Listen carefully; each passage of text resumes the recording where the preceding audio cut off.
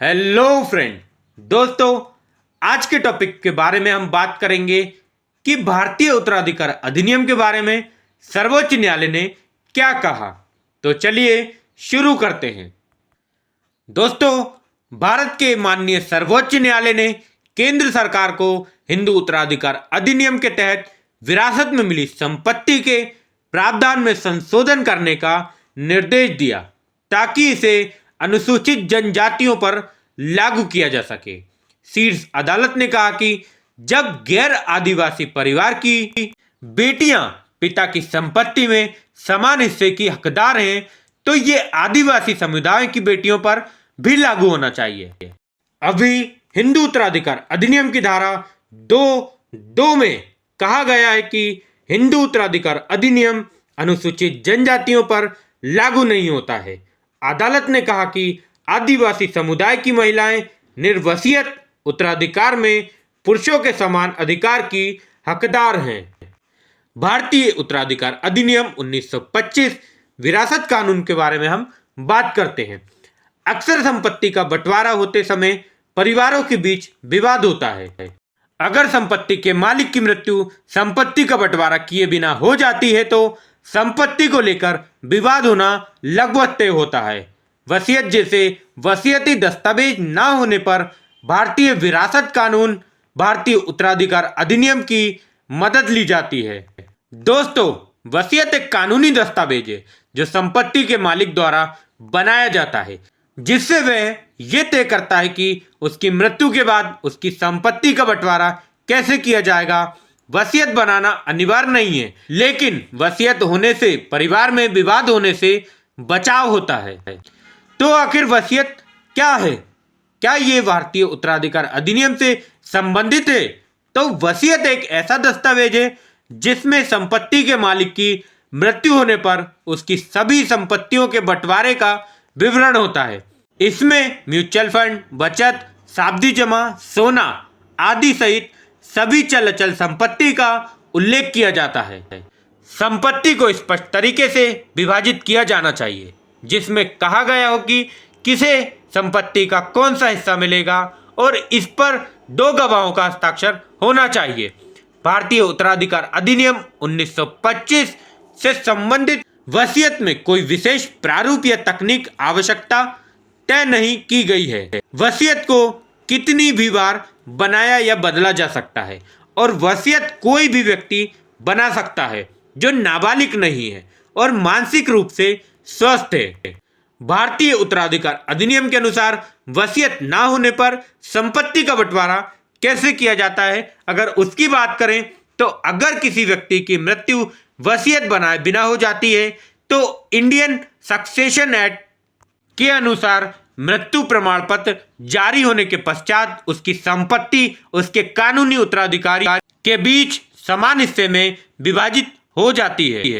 संपत्ति पर दावा करने के लिए प्राधिकरण द्वारा एक नोटिस जारी किया जाता है। कानूनी उत्तराधिकारी शांतिपूर्वक अपना हिस्सा ले सकते हैं, लेकिन विवाद के मामले में इसका निर्णय अदालत द्वारा किया जाता है। भारतीय उत्तराधिकार अधिनियम 1925 उत्तराधिकार के 2 प्रारूपों से संबंधित है। पहला वसीयतनामा उत्तराधिकार, दूसरा निर्वसीयत उत्तराधिकार। वसीयतनामा उत्तराधिकार उन मामलों में लागू होता है जहां मृतक ने वसीयत लिखी हो। इसमें संपत्ति का बंटवारा वसीयत के अनुसार किया जाता है। वसीयत ना होने की स्थिति में संपत्ति को निर्वसीयत उत्तराधिकार के अनुसार बांटा जाता है। भारतीय उत्तराधिकार अधिनियम के तहत निर्वसीयत उत्तराधिकार कानून अलग अलग धर्मों के लिए अलग अलग है। वसीयत के अभाव में हिंदुओं, मुसलमानों और ईसाइयों के उत्तराधिकार के अलग अलग कानून हैं। अगर हिंदू उत्तराधिकार अधिनियम की बात करें तो हिंदू उत्तराधिकार अधिनियम 1956 हिंदुओं, जैनियों, बौद्धों, सिखों और आर्य समाज के लिए बनाया गया था। पुरुष हिंदू के मामले में कानूनी उत्तराधिकारियों को 4 श्रेणियों में बांटा गया है।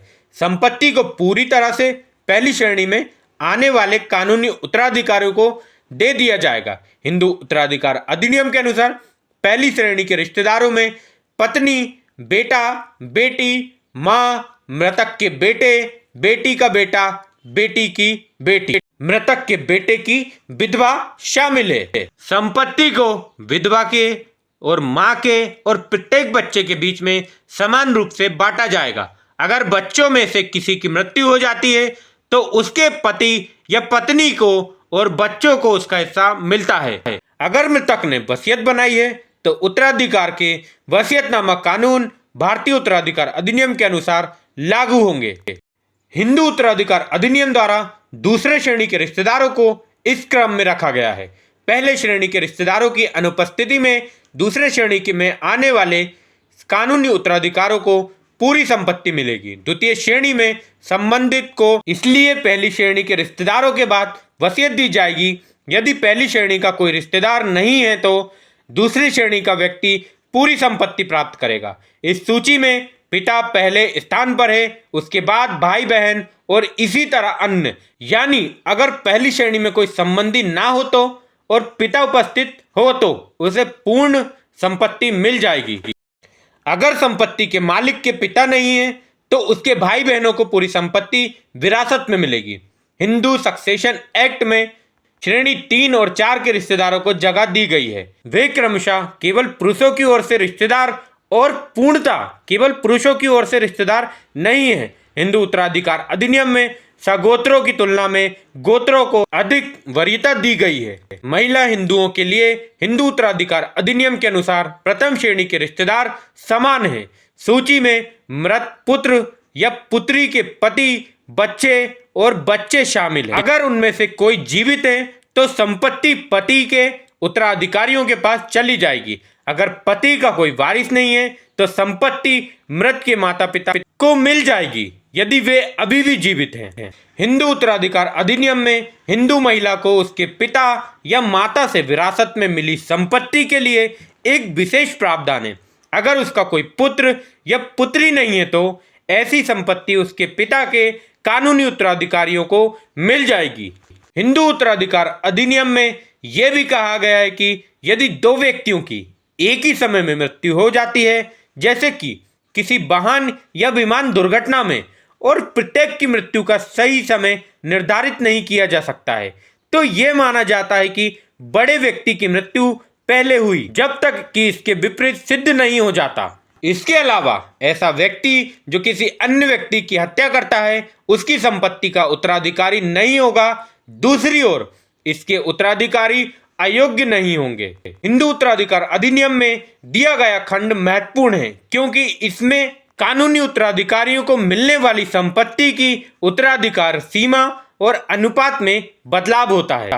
इसी तरह आदिवासी भारतीयों को भी होगा विरासत की संपत्ति में अधिकार, क्योंकि भारतीय उत्तराधिकार अधिनियम 1955 के अनुसार अनिवासी भारतीय भारत में 2 स्थिति में संपत्ति का अधिकार पा सकता है। पहला, किसी ऐसे व्यक्ति से जो भारत का निवासी हो। दूसरा, किसी अन्य एनआरआई से जिसने किसी तय अवधि के दौरान विदेशी मुद्रा कानून के तहत संपत्ति अर्जित की है।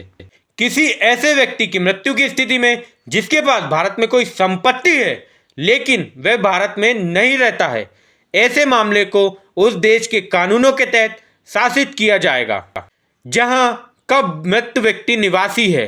इसके अलावा भारत में संपत्ति का उत्तराधिकार पर्सनल लॉ के तहत शासित होता है। ये कार्रवाई है जो आपको पता होना चाहिए। तो दोस्तों, मिलते हैं नेक्स्ट वीडियो में किसी नए टॉपिक के साथ। तब तक के लिए जय हिंद, जय भारत।